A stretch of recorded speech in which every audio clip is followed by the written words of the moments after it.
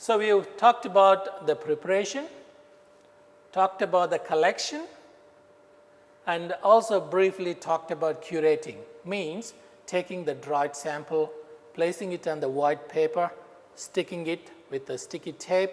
The details are provided in the other videos. I'm just giving the step. And then putting the label, and that is ready. But still, we haven't collected any data from the flowers for keying and also identification. So the next step would be to use some of the spay flowers of the same sample you collected and draw the diagram, collect the data required for keying. So I'm going to show you how to draw the floral diagram for the specimen which we have collected now. As I mentioned before, you need to draw the floral diagrams or collect the information from the flowers of the specimen which you just now collected. That's somewhat tricky, depends on the type of flowers you are dealing with. If you look at the variety of flowers that you come across in this region, some plants have very large flowers like this, right? And you don't need any extra assistance or the aids to collect the information. What you need, the instrument which I showed you before, should be enough to collect the data. There are certain kinds of flowers. These ones, perhaps you don't need any extra aids to do this. These flowers are large enough so that you don't need any microscope or the magnifying lenses to collect the information about the floral structure and the arrangement.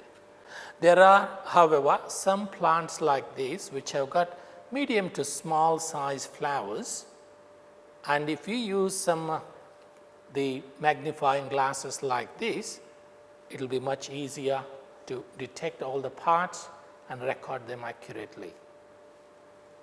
And there are, however, other plants which are very, very tiny, as you can see here.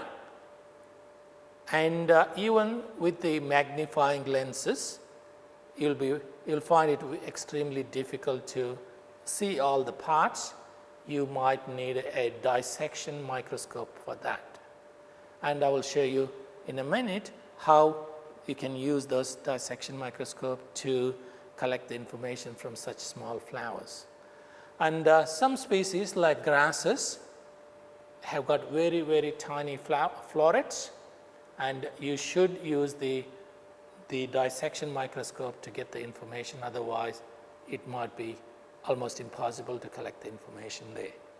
So the best thing is decide what you need to do or what you require depending on the type of the plants you're going to be choosing, and make sure that when you collect the specimens, and that specimen will have the variety of flowers, fully mature, just open, about to open, and in a small bud which are unopened, everything is intact.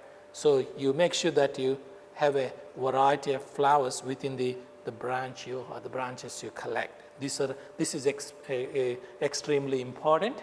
Otherwise, you won't be able to collect all the information required by the keying process.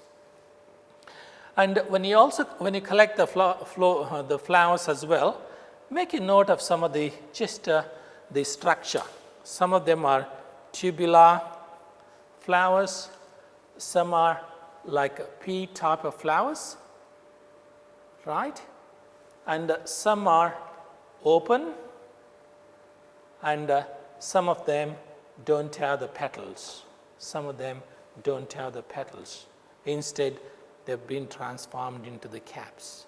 So these are some of the unique features of each specimen, but we wouldn't go into the details. But I want you to remember, when you're looking at the variety of flowers, what kind of flower is that? It's got the free petals, the petals fused, the petals are absent, or sepals are absent. All those things you need to make a note. Some of them are very tiny, And you can see that it's a very tiny flower there.